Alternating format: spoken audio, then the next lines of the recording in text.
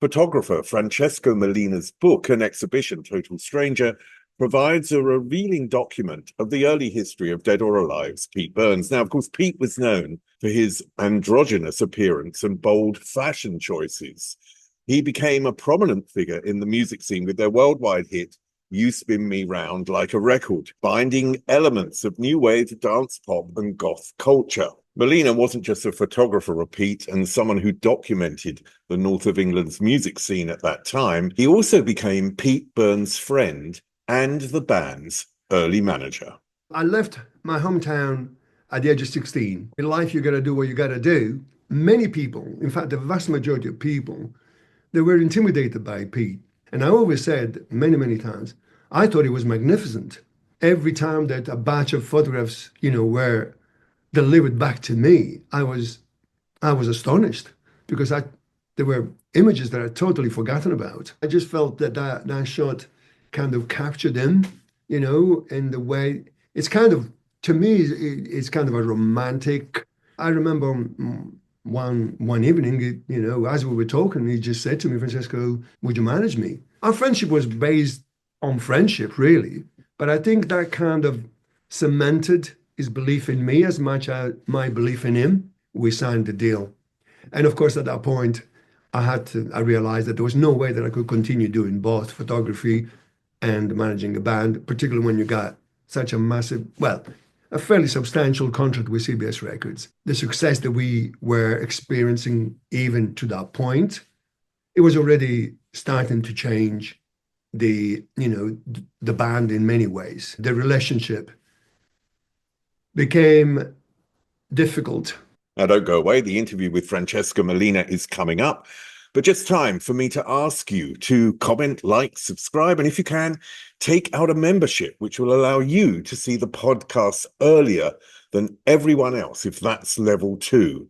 Now, of course, if you subscribe, it does help me continue with the podcast, and it's only really about the price of a cup of coffee. So, let's get on with the interview. Here's photographer Francesco Mellina.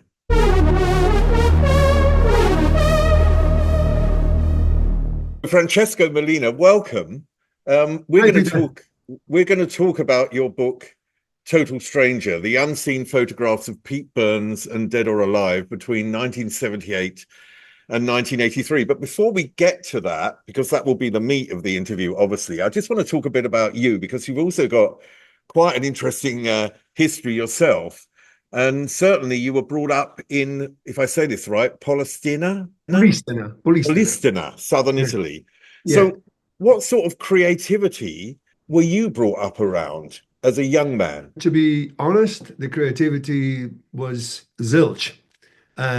Polistena is a very small town in the region of Calabria in southern Italy, just across from Sicily, so that everybody knows geographically where it is. And I was born, 8 years ago. So when I was young, I know it was even worse because there was nothing really. But from the age of about 6 or 7, I was always infatuated with music, literally infatuated with music. I used to sing in front of the mirror and dance, and it just reflecting on my childhood and my youth, it was evident that music, art, cinematography, anything cultured or of culture appealed to me. And so the creativity aspect came natural to me. So I guess I was born with it. Okay, but you're saying it was a bit of a void there as well. So for you to be involved in that, I know you went to the cinema and watch films, which was a big influence on you, and I want to get to that in a second. But just being in this place and you feeling very creative, did that make you feel like an outsider yourself? Yes. Because of my natural inclination towards the artistic and the creativity aspect of life, I did things always. In many ways, I was a loner on my own. But I enjoyed that. I didn't partake in the normal things that my contemporary would do. like, running around and getting up to mischief. I prefer to just, listen to music and try and get music, the national music magazines that existed in Italy at the time, and find out about what was going on musically around the world, really. So yes, I was a bit of a. I mean, I'm very, very gregarious by nature, but in those circumstances, I made my own world, if you see what I mean. I created my own world. I mean, I had a lot of friends, don't get me wrong, but there were very, very few that understood what the hell I was talking about. And you learn English from the Beatles songs, is what I saw or what I read. Absolutely right. Yeah. I mean, the epiphany for me was at the age of 13. I was just walking around my hometown, and literally on the floor there was this magazine that somebody had discarded. And I opened this magazine just literally out of curiosity. And as I'm leafing through the pages, there's this two-page spread they say that was all about the Beatles. And in it, the title in Italian was I favolosi Beatles, the fabulous Beatles. So, of course, my imagination just ran wild as I was reading the article. And of course, I had to go and find out what this Beatles thing was all about. And I went and ordered, without knowing anything about it, I ordered whatever single was available. And of course, to order the records in those days, because there was no record shop in my hometown, I had to travel by bus. Sorry, by train first and then by bus to the capital of the region, which is Reggio Calabria. And I would have to order from this record shop, who would then take a fortnight at least to receive it. And then I would have to go back and collect it. So it was extraordinary. And it was really the Beatles that completely changed my life, really, in many ways. Because from the moment I discovered them, then I discovered that they came from Liverpool, and this is no bullshit, this is no lie. I realized there and then that I would be in Liverpool at some point in my life. I mean, that's really fascinating because the Beatles wrote so many songs that have a connection to Liverpool, don't they? Penny Yeah. Lane, you've got Strawberry Fields. Well, the list is sort of endless. So did it trigger in your imagination? And what was that imagination, what Liverpool would be like? Not what you actually encountered, but what Liverpool would be like. I fantasize about it every day. I fantasize this magnificent place that somehow was, it was like it was like, for me, it was like going to my Mecca, it's just, I just fantasized about it. And I felt instinctively that this was a hugely creative city, a hugely creative place to be. And of course, subsequently, I also discovered Liverpool Football Club. and and that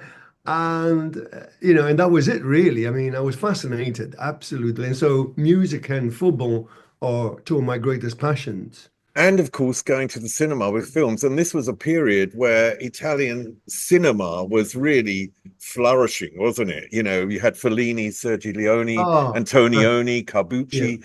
You had all these amazing directors. So when you went to the cinema and you saw their visual work on screen, what about it, or what specifically, or who specifically influenced you and how? I think in terms of cinematography, in terms of, I mean, I was very young, I was in the cinemas from the age of 7. My mother knew exactly where to find me when she didn't know where I was. She knew I was in the cinema. I literally lived in there. I would watch a film 3 or 4 times on the run, and I was fascinated by the glamour of it. The glamour, the music that came across. You got to bear in mind, at that point in my life, we didn't even have a TV in my household. So as a result, this was like a complete, I was transported into a world that I didn't know existed. So for me, it was huge fascination. And of course, watching Fellini later on in my youth, and Pasolini, and Rossellini, De Sica, and wow, you think, this is fantastic. I remember watching famous film The Leopard with Claudia Cardinale and Alain Delon, and it's just astonishingly beautiful. And when I was talking to my brothers and to my friends, they thought I was crazy because I was describing it as astonishingly beautiful. And they say, what the hell are you talking about? Nobody talks like that, Francesco. So these images were sort of embedded in your brain in a way, didn't they? They must have done. So, but then how did you become a photographer? Because that sort of trigger happened before you left Italy, didn't it? Yeah, correct. So, I left my hometown at the age of 16, and much to my mother's despair. Um, but of course, in life, you got to do what you got to do. And I never realized how much pain I caused my mother because obviously being young, you don't think like that. But I had to do it. And so, of course, I started traveling around Europe, around Italy, around Europe. And I spent, um, through a series of coincidences, I spent almost a year of my life in Turin, in northern Italy. And in Turin, I met this young guy, slightly older than me. I would have been probably 18 by then. And we lived in the same sort of building. And it turns out that he was actually a photographer. His name was, I still remember it, Stefano Avalle. And we became friends. And he started showing me, he started talking to me about photography. He showed me how this little studio and this crammed bedsit that he had. And he explained to me about photography and things. And then, my love for photography and for the visuals, got more, much more keener. And that really was the beginning of it. So fast forward to my arrival in Liverpool. I was so desperate, Steve, to be part of the cultural scene in Liverpool that I made a conscious decision that I would go and study photography because obviously I can't play an instrument, I can't sing. So photography was my way of getting into the cultural scene of the city, and that's how that's photography happened. So let's just get to this point. So you're an outsider in your hometown, and then at 16 you leave. You have this sort of intermission, as it were, with a bit of photography, learning some photography. But then you travel around Europe. You end up in Liverpool.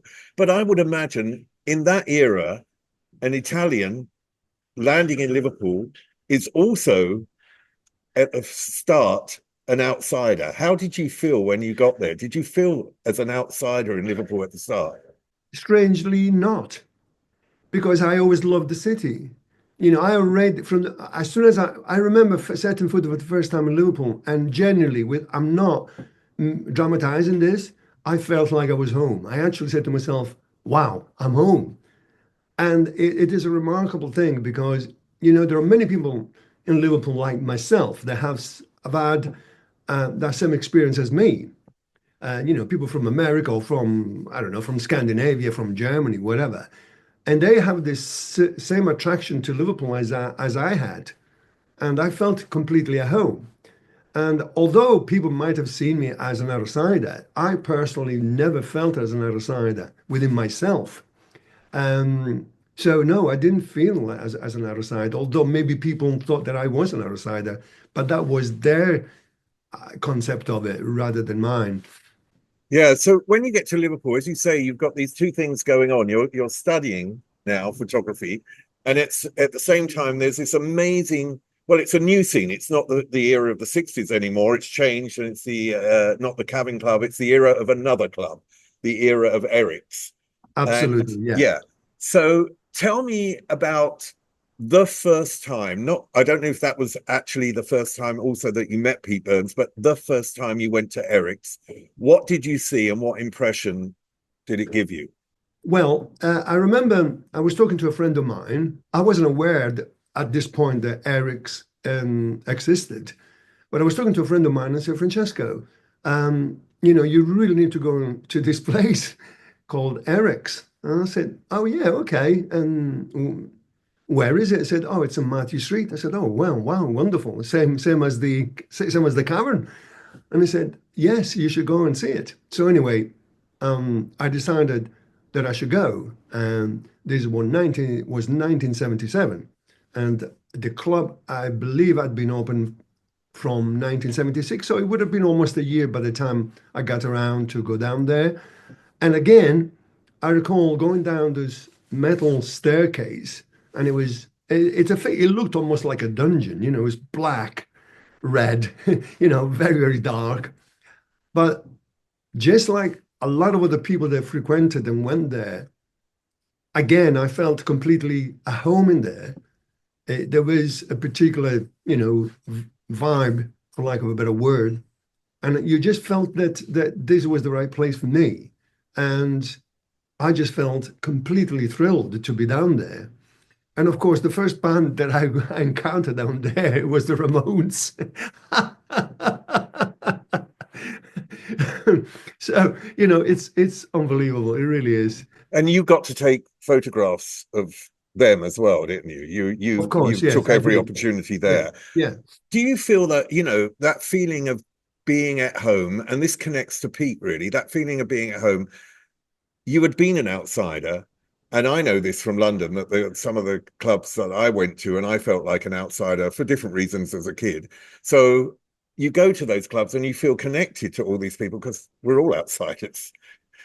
absolutely, Steve. You couldn't, I could not put it better. You said exactly, it's right the way you described it, because we're all outside in some way or another. But I felt connected to it, And of course, once I remember maybe by the second time, although even the first time, I didn't know who they were, but then it turned out that the very few first people that I set my eyes upon were, Ian McCulloch, Pete Wiley, Paul Rutherford, and of course, most famously, Pete Burns. Yeah, it's amazing. Do you remember the moment you met Pete? Yeah, I remember. I remember very well. I mean, of course, I saw him, but and it took probably 3 or 4 times for me to be in there. So, you got to put into perspective. We were all young, and we were all kind of sizing each other up. Because so when I arrived, you know, young, Italian, with a professional camera in my hand, I must have created some kind of stir, because there weren't many young people that had a professional camera in their hands. And also, crucially, they could see me taking photographs of the bands. They must have thought, I don't know what they thought, but I discovered later on in life that they were fascinated by me just as much I was fascinated by them. And I don't recall exactly how Peter and I started talking. I think probably said that I would like to photograph him. And he was immediately, his response was, yes, just arrange, come around to my flat and we'll do a photo shoot. So tell me about him, visually and as a human being at that early stage. What did you glean from him? Many people, in fact, the vast majority of people, they were intimidated by Pete because of his appearance. And, they generally intimidated. And even he was only young himself. But somehow, because of the way he looked, people were intimidated. And I always said many, many times, I thought he was magnificent, and possibly because I'm slightly older than all of the people that I mentioned, maybe about 5 years, maybe 6 years. So that kind of put me in a more advantageous position. I wasn't intimidated because there was nothing to be intimidated by. And I told Peter I thought he was magnificent. And I think he was really surprised by the way that I spoke to him. Well, I can He, understand that, right. can't I? Because I mean, I know, okay, so he's brought up and he must have received so, on the streets going out, so much negativity and so many hard things said about him, particularly in that era. Yeah. And there you are, and it's a breath of fresh air when someone comes up and appreciates who you are rather than being judgmental of who you are. Correct. And I wasn't saying it, I didn't say for a fact. I genuinely felt that way because I was not intimidated. I thought he was magnificent, simple as. And as a photographer, Pete was perfect, absolutely perfect, to photograph. So let's get to that first photo shoot. There you are. You've arranged the photo shoot in the club. Where did it take place, and what was your impression of him, through the camera lens? Well, the first photo shoot that we did was in his flat I think it was on Devonshire Road, and above him there was none other than Julian Cope.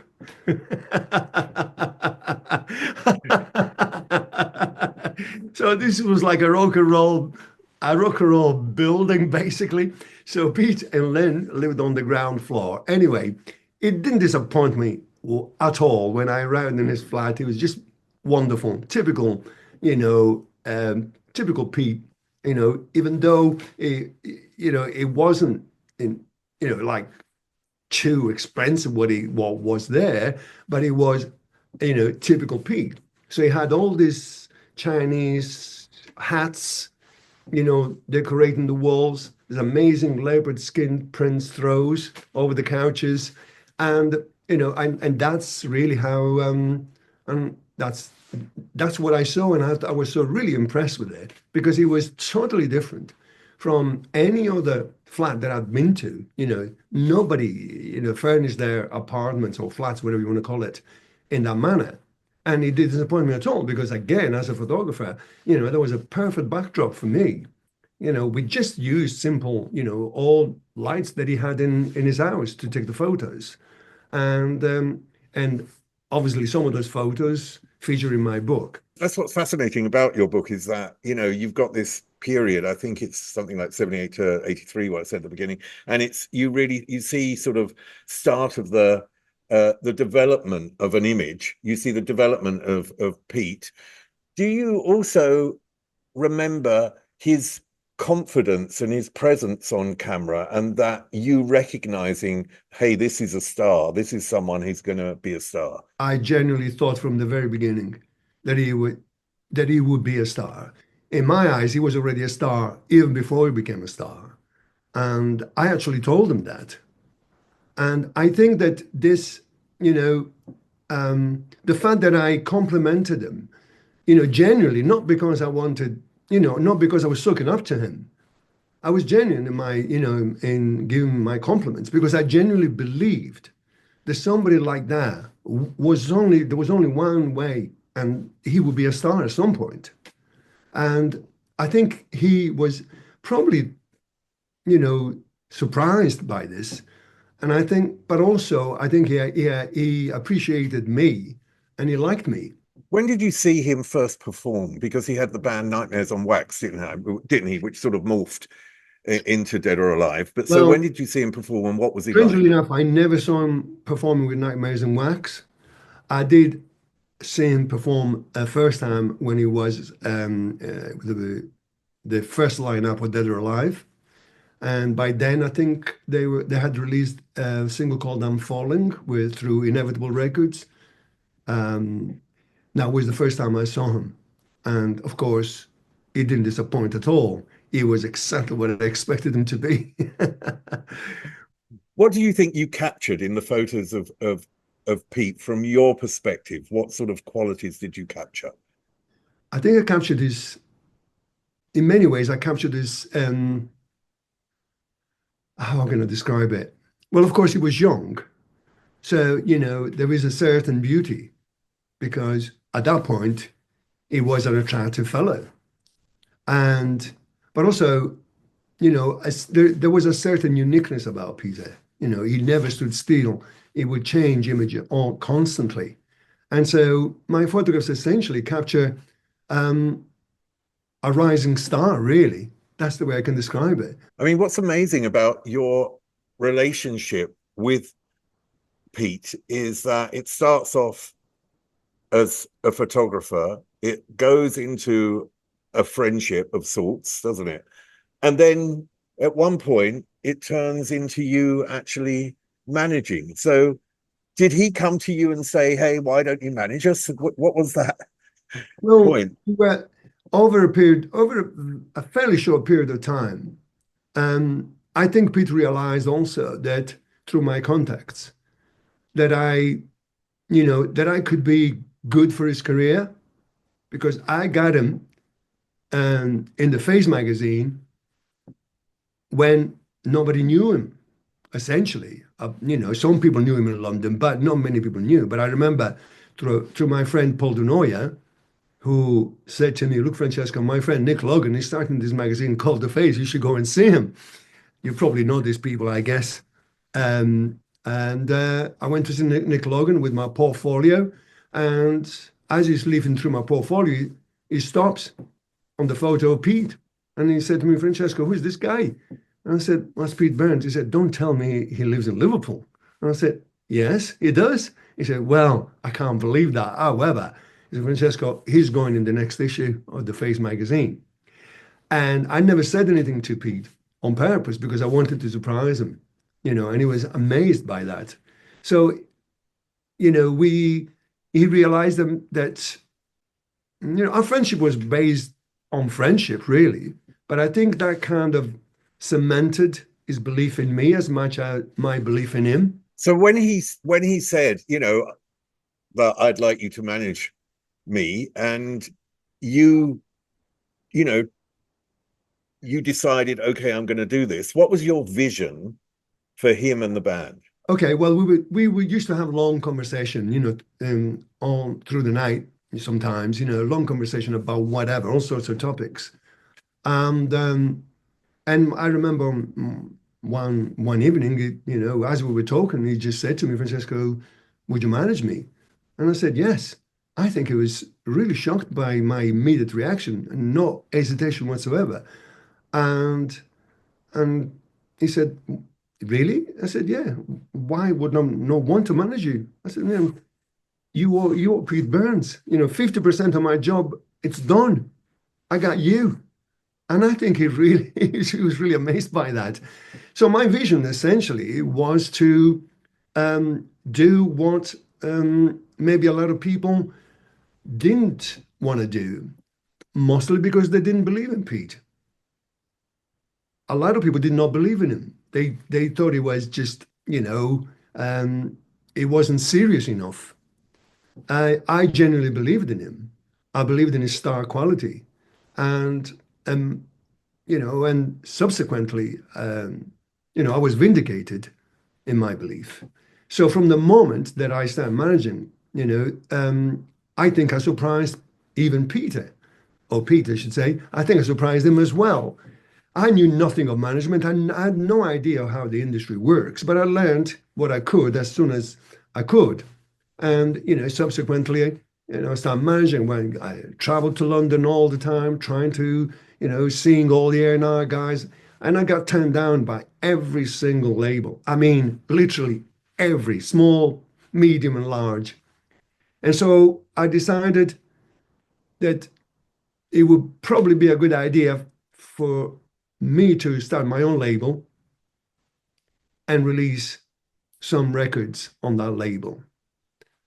And the plan worked because I got a manufacturing distribution deal with Jeff Travis at Rough Trade, and both singles were in the top 5, 6 in the indie charts. And that, of course, catapulted the band, into the public domain, at least within the A&R industry.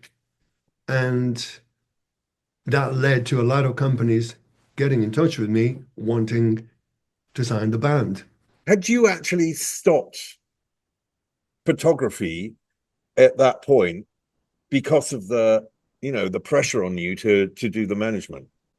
Yeah, correct. I had to because I remember, a muffin was looking around for me one day while, I was in London and apparently was ringing around everybody to see where I was. Anyway, they found me in the afternoon anyway. And he said, I got to Moff Winwood's office and he said, Francesco, look, I want to sign your band. I said, okay, well, give me a contract and we'll look at it and see how it goes. So the following day, I went back to CBS Record. They gave me a contract. And anyway, we signed the deal. And of course, at that point, I realized that there was no way that I could continue doing both photography and managing a band, particularly when you got such a massive, well, a fairly substantial contract with CBS Records. So at that point, I stopped doing photography. I mean, this is why this book is so fascinating, I think, because it's sort of this period of time. And what interests me as well is obviously you've photographed loads of people. And as you said, you worked for The Face, but it was NME. There's so many magazines of that era where you had photos in. You've had other exhibitions and so on and so forth. But these hadn't seen the light of day for 40 odd years. So well, yeah, where were they and why now? Before Francesco continues on his story of his photographs of Pete Burns and his work as manager of the band, let me just ask you to like, follow, subscribe, and if you can, take out a membership. If you take out level 2 membership, the price of a coffee, you will be able to see every new interview earlier than non-members. Okay, let's get back to that interview with Francesco Mellina.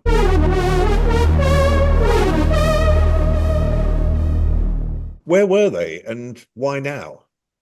Well, what happened was that once I started working as a manager, things went from, we had success, as you know, and then, things change at some point, and all those negatives, or photos that I'd taken, they were just, in boxes. And eventually, some 30 years later, I started rediscovering them. And one of my exhibitions took place at the Conservation Center. That was the Sound and Vision exhibition, National Museum. But I still had some 2,000 images in negative form of Pete and the band, which included Nightmares in Wax and Dead or Alive. And I've been meaning to do something with these images for a very long time. However, you know what it's like. Life throws obstacles all the time. And then you're doing things, you're doing this, you're doing the other. And so now it's the time, simply because, again, coincidentally, last year, I was planning to do this book this year.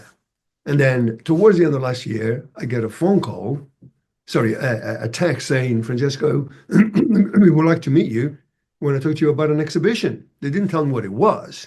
So I go to this meeting, and to my astonishment, they say, oh, we would like to do an exhibition on Pete Burns. And so I go, wow, okay.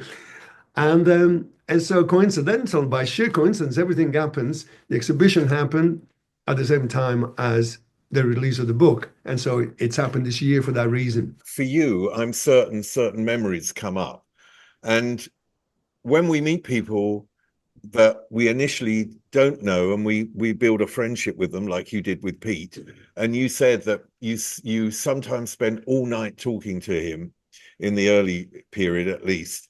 And I just wondered if you got to know his past and got to know more about him, or was it really about the present and the future? Because sometimes we don't uncover people's past, or they're not necessarily willing to talk about it. With Pete, he was a very unique character, and it was almost like he had no filter. So he would talk, he would give information out. So I just wondered if you sort of got to know his past and whether you started to understand him through his past. No, remarkably, I never talked about his past. Never. I never asked him any questions, because I always felt that he would be up to him to let me into his past if he wished to do so. And also I was young too, so I had no real interest in his past, because for me, I was living in that moment, and I was so concerned and so determined because I promised Peter, I said, I will get you a record deal. And I was so determined that this would happen that in many ways nothing else mattered. I was absolutely absorbed by it because I wanted to do it obviously for myself, but principally for Pete too. And so, no, the past never, in many ways, I didn't know anything about his past until much later on. And for me, it was important that the present was really what mattered to me. And, like most people in the music industry or in the arts, really, Pete had, you know, a variety of ways of dealing with things. Sometimes he would be extremely generous. Sometimes it would be almost cruel, not necessarily to me, but to other people. And it's very easy to criticize, but you will never understand why a person, behaves in a particular manner. It's only they understand the inner workings of what they are. But, you know, he was always very generous towards me. I mean, he was very much, when you mentioned that you were the outsider as a kid, he was very much the outsider. He only spoke German for the first 5 years of his life. Yeah. He went to school and really was sort of isolated in his creativity, a little bit similar to yourself. And like you say, when you think about all musicians, pop stars or whatever we want to call them, all those people in the creative industry have all got something in their past which has supplied the drive, and it's often the feeling of being an outsider in their sphere. You mentioned about his style and his when you first met him and this sort of ever-changing look. There's brilliant photo, and the first one with those black eye lenses.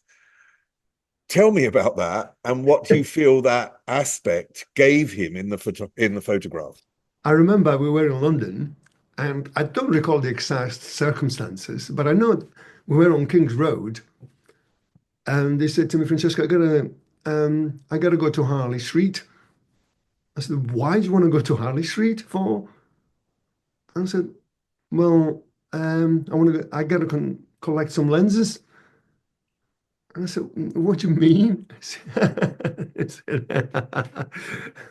I gotta collect this black eyes lenses. I said, black eye lenses? What the hell are you talking about? I said, I'm sure these are kind of things that are only used in circus, or I don't know. I said something of that nature. Anyway, we went to Harley Street and going to collect these lenses. And for the life of me, I couldn't understand why he did it. But, that was Pete. But what do you think it gave the photograph? Because obviously there's a certain darkness because of the of the lenses, but it does give everything a different feel, and that makes it interesting. Yeah, absolutely. It does make it interesting. Again, you see, unlike other people, I never criticize them. Whereas people would say, "Oh, what are you doing? Oh, black eyes lens." I said, "No, they look fantastic." Particularly when I saw the results and on from the prints that I got. So for me, it was natural to me for him to do that. So it was nothing, sensational about it. I was initially surprised when he said black eyes lenses. That's fair enough, but okay, fine. But yes, to many people, it became even more menacing, if you see what I mean, and even more intimidating with those black eyes lenses. But again, I found that fascinating. And I don't know what he was trying to, why he did it. I really don't have a clue. But I think it was all part of his, wanting to experiment with things. Sometimes I remember, he had these amazing books on African tribes. the tribes, they put all those rings around their necks to elongate their necks. And, all these tribes that have huge earlobes, with this. But I mean, I'm talking 1980 here, we're not. We're talking about these things. So he was fascinated by all those kind of things. And he always found a way of finding out about things that I personally didn't know anything about it until he actually talked to me about it. Amazing. And I love there's a photo with his dreads where he's sort of engulfed in his dreads. Tell me about that photo because it's quite a beautiful photo, that one. Is that the one with the red rags in his hair? There's one it's one with red rags, but there's one where it's just almost all dreads. I think Oh, that's a yes, I different think I one. know. Is this? Yeah. Yeah, I think I know. Yeah, this was probably the one you're referring to. This was taken on Hale Beach in Liverpool. Yeah, this was a long session that day. And this particular one, I just thought that there was something, about that particular moment. It just, I don't know. I just felt that shot kind of captured him, in the way it's kind of, to me, it's kind of a romantic photo. No, it is. I mean, it's very lovely. It's beautiful, I think, that photo. That's the only way that I can describe it, Stephen, as Yeah. a romantic photo. And Well, just the way, tell me about the red rag one then, because that's slightly different, I think, in a way. It gives a different look because of the red rags. I mean, the red rag one is one of the very rare color photographs that I took of it because for obvious reasons, in those days, reproduction for the magazines was all in black and white. But every now and then, if we did a particular session, maybe with a view to use for a record sleeve, I would use transparencies and I had a little studio in my own flat by then. And it was a very basic thing, but it was good enough for what I wanted. And I remember one day it turned out, I went to meet him, and there he was with his amazing red rags in his hair. And I thought, wow, that's amazing. We have to take some photographs. Okay, no problem. And we took some photos. We went to my studio and took some photographs, and I think that, there's one in particular that has been featured so many times in various record sleeves and so on and so forth. And that's probably one of my most well-known photo of Pete, the one with the red rags, which also features in the exhibition as well. One thing that was said about the band from Wayne Hussey, who was later the lead singer of The Mission, he said that the band was very tight and that there was a real strong connection between all members as friends, which is particularly unusual. Well, I think Wayne is totally right in what he said. I every now and then I speak to Wayne, even to this day. Um, but yeah, I know what it means. There was a period of time, I would say probably 2 years, that we, as Wayne described, we were like a gang. We were like a gang. We went out together. In fact, Wayne and I lived in the same building, just across the landing from each other. And I know exactly what it means. We were very, very close, and as I said, we were a gang. And I think Wayne said the gang that everybody wanted to be in. I mean, I found Pete extremely charming, actually. And I know that physically, that he had this thing which would make people a little bit scared, and he could be acerbic and he could be direct and so on and so forth. But I think it depended on who you were or how you approached him or what his mood was. Do you think that part of his image and part of this sort of look, which was a way of keeping people away, like don't come, that he didn't want sometimes people to come too close to him, like a defense mechanism? I think you may be right, but I don't know. I really don't know whether that I couldn't really say that is right. I mean, although you might have something in what you say, I just don't know. I think that Pete, from my point of view, I think Pete had to do that. It was a way of expressing himself.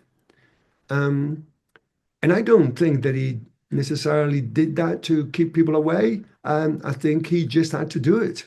It was like he himself said, "I this is what I am." He would not dress differently, from going to work to what it was like on stage.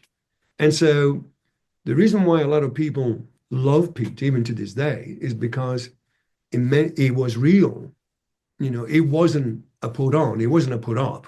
So it wasn't a front, you know what I mean, like a facade. What you see is what you got. And so um, I don't know whether he did it for what you suggested, but in my view, I think that was just him expressing himself. It was like a compulsion. He had to do it.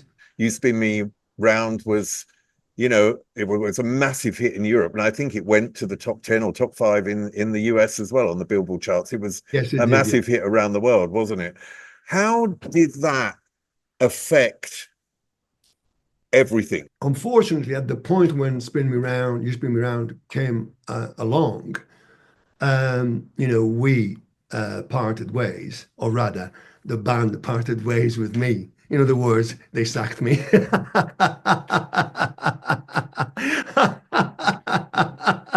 You missed out there.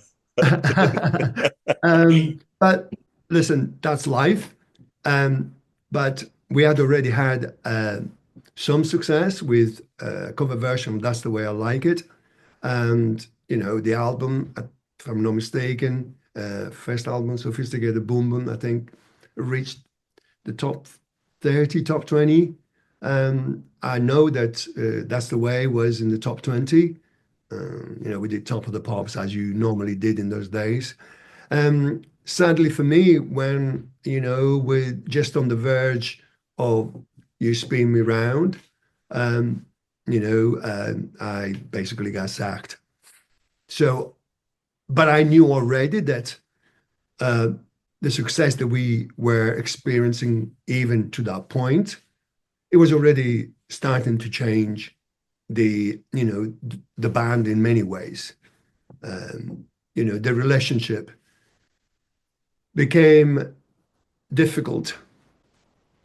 I can't really tell you why it became difficult, but I suppose that there are a million and one people that can tell you the same story as me, in the music industry, where things just don't go right. They might have thought that I was, at that point, inexperienced to take them, even further. I don't know, but they made that decision. And of course, they could do it quite easily because, sadly for myself, there were no legal binding documents, i.e., contracts between myself and the band. Did you follow Pete's life after that? Were you always fascinated with what he was doing and interested in seeing, how his life and career was going? Because he became such an icon, particularly in Britain, even after the musical heights, as it were. He became a celebrity on TV and became sort of a figure in his own right. He's one of the great British characters, I would say. So how did you feel when you saw him, and yeah, were you really still happy for him in that way?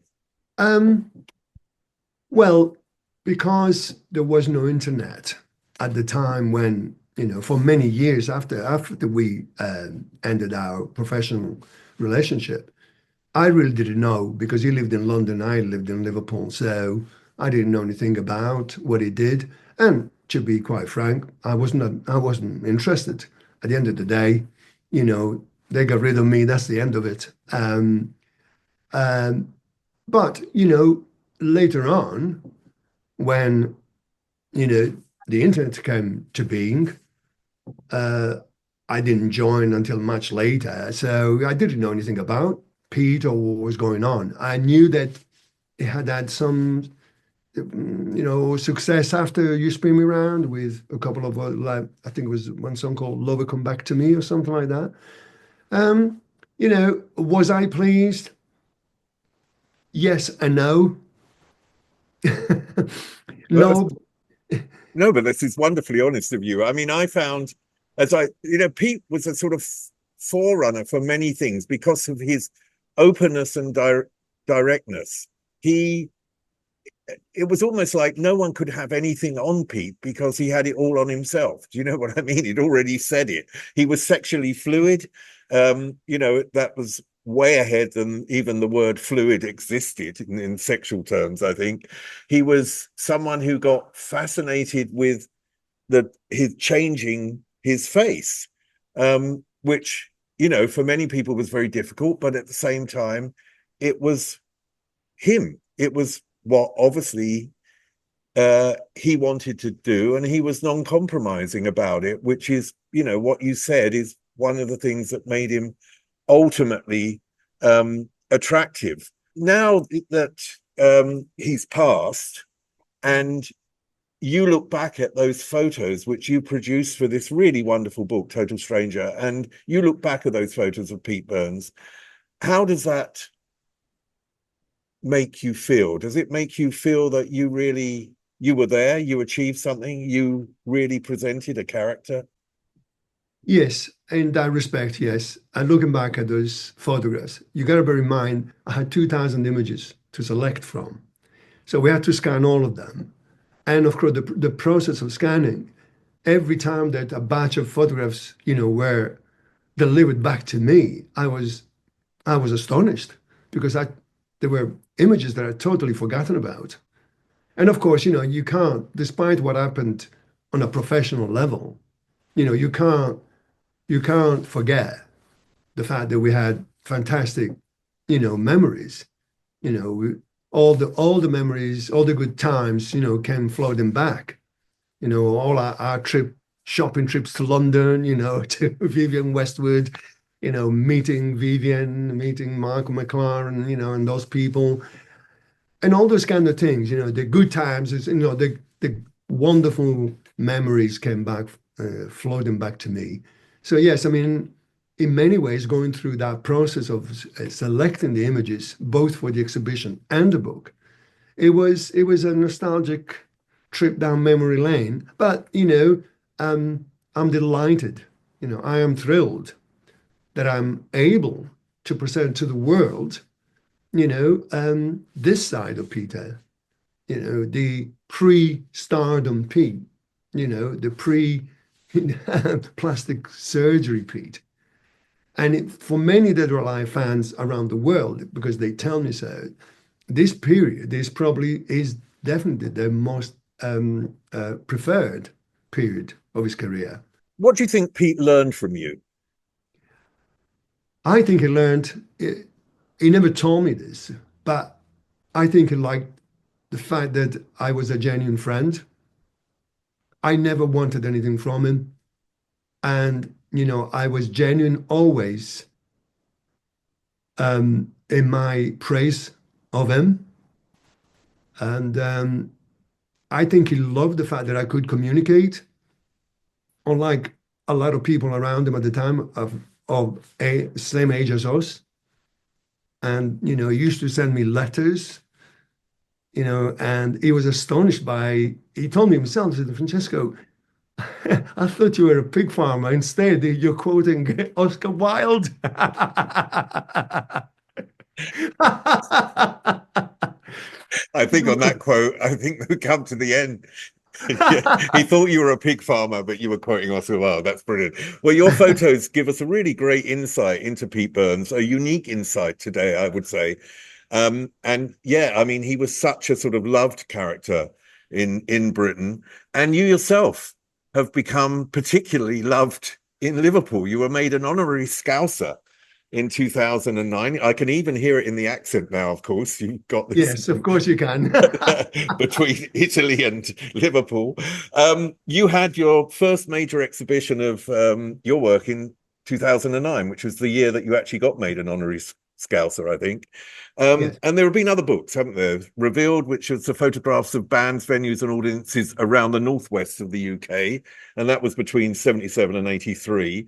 And then I must see this book because it's so fascinating, I think, as well. The Last Night at Wigan Casino, a book with documents, an all-nighter, in September 1981. And of course, this exhibition and this latest book, Total Strangers. So Francesco Mellina, I really want to thank you for this interview. It's given me a great insight, not only into your life and your photography, but also into Pete Burns, who was someone that I met only a few times, but just really liked him. Well, thank you, Stephen. Thanks very much for having me onto your program. Up there is an interview I recommend. Down there is where you can find all the podcast interviews. And here is where you can connect.